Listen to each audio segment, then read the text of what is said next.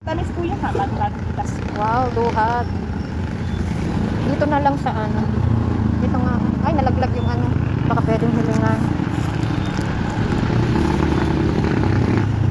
So, eto na guys. May nakita ako sa ano, palengke na duhat. Ang lalaki niya, oh. Look at this. O, diba? Ayan. So, huhugasan natin. Ayan. Tingnan nyo naman yung duhat nila, oh. Ito yung sinasabing black plum. Diba? In English.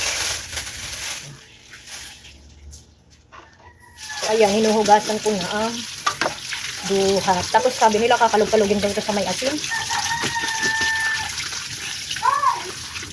Yan ang matamis. Tamis nga. So, ayan na yung duhat. Ilagyan ko na ng asin. So, ayan na guys. Dito natin kainin yung duhat. Ito, oh. Ano na naman ang mga alon yan. Laki ng dagat.